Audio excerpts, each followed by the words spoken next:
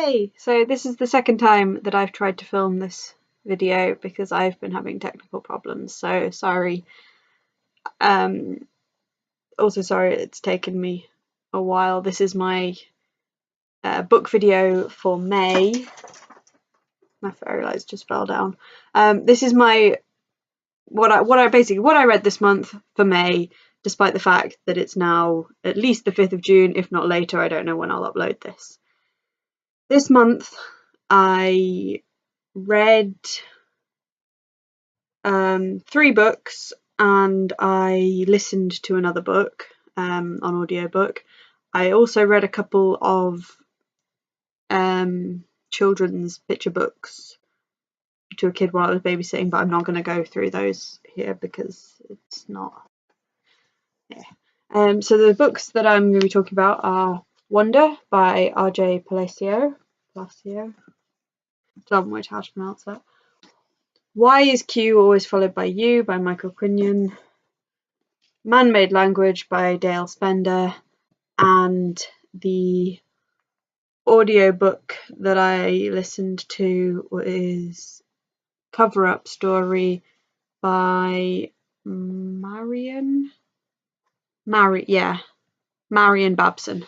Yeah, okay. So I guess we'll start with Wonder because why not? This book, read it. You have to read it. I haven't watched the film. I've heard it's good. That's like next on my list. I need to watch the film because I loved the book. It's about a kid with, I'm not sure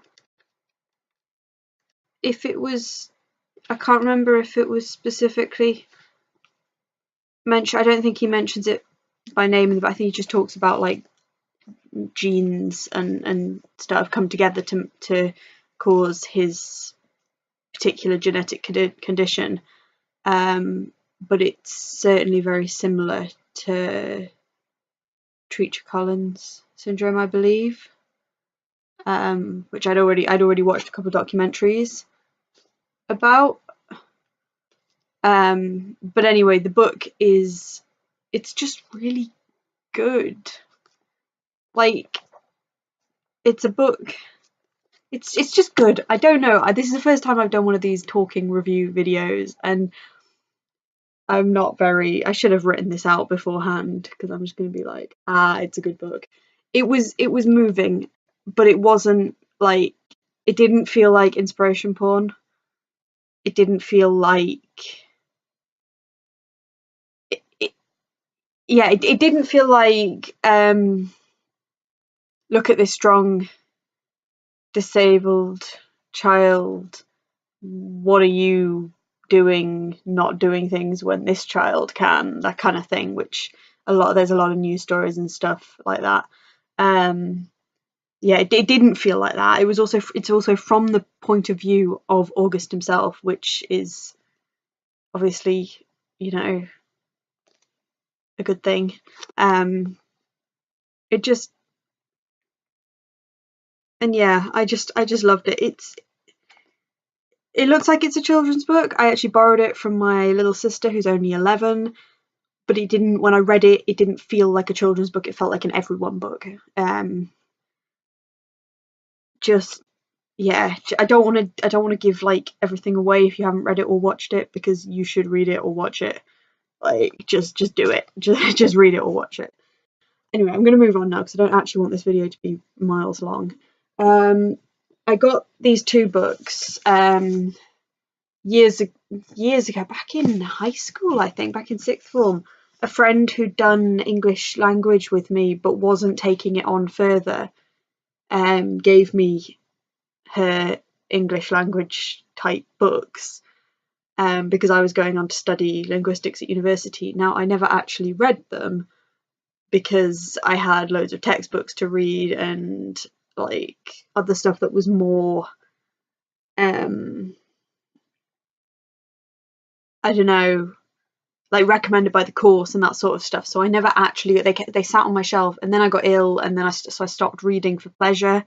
So they just sat on my shelf for ages, and I kept meaning to read them and wanting to read them, but just not having the energy, not having the time.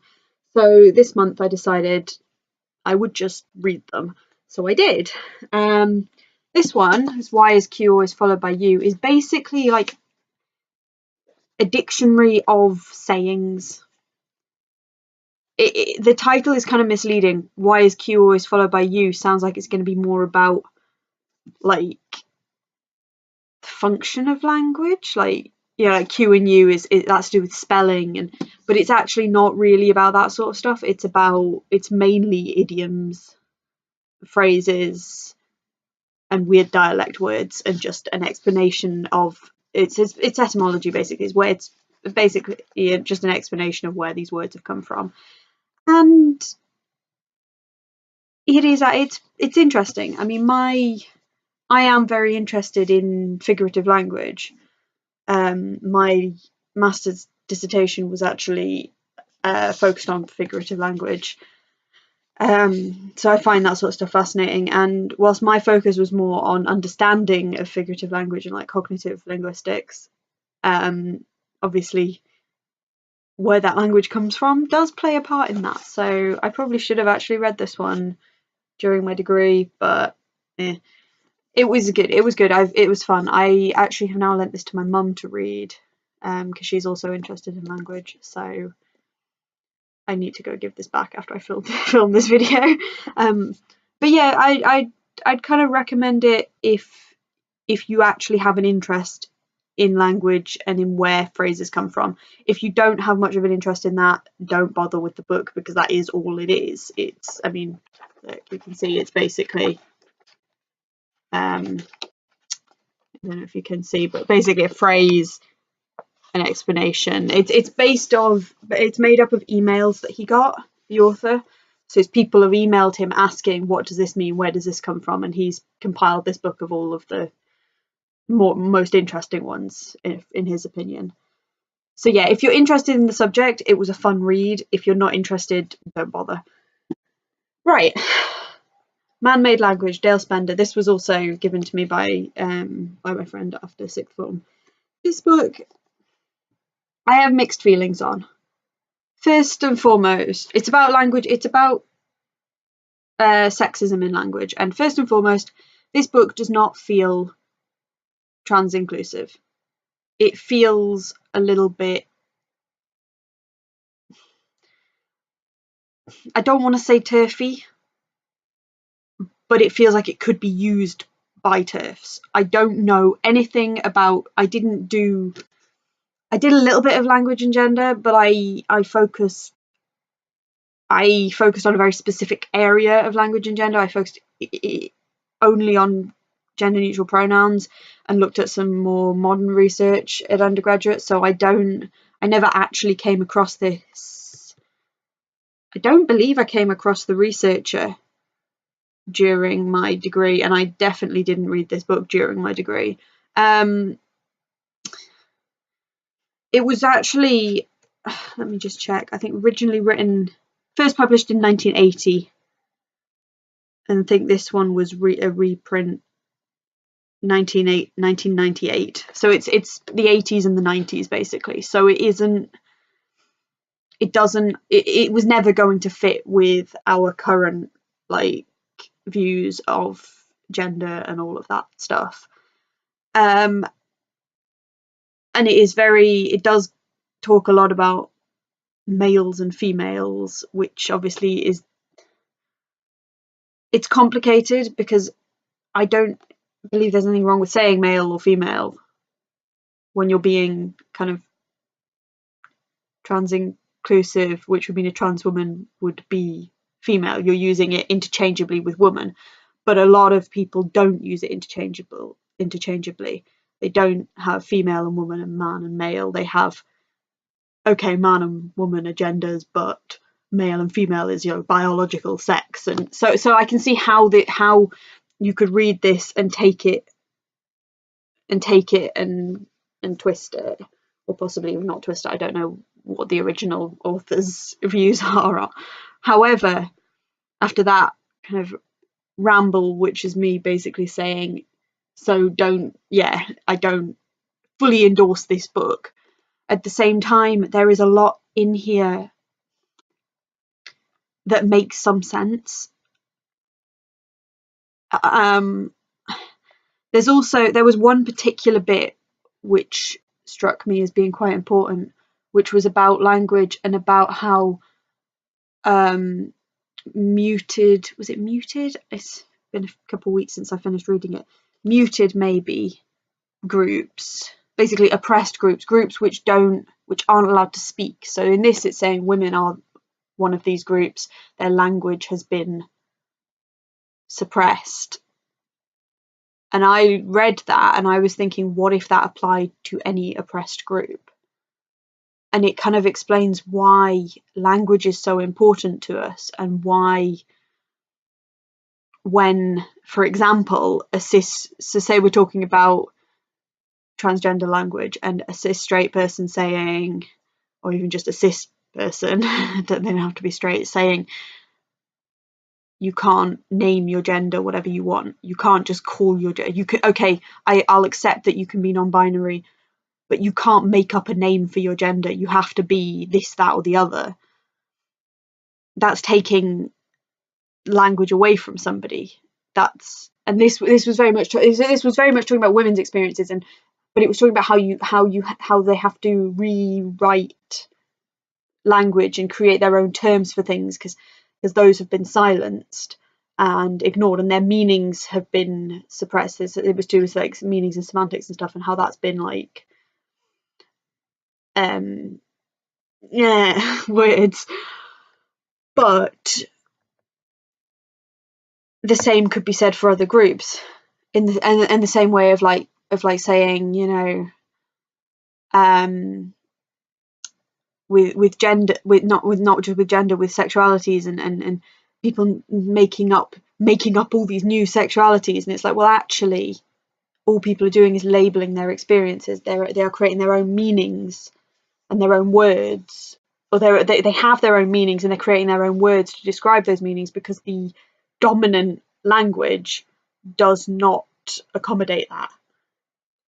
And I don't know if I've made any sense here at all, but it made me think, and it made me think about why there is this battle going on at the moment between people saying, like, the sort of, between some people saying, no, stop it, we've got enough words to describe things, and other people kind of go, well, but they don't describe me. And that it just seemed to, what she was talking about in here seemed like it could be relevant to some of that today. So anyway, I'm gonna stop now, because this is not a linguistics and political and gender and whatever video. This is literally just a book video. But if you're interested in that sort of stuff and you don't mind reading something that might not completely fit your views, I know that some people wouldn't want to read it because they just wouldn't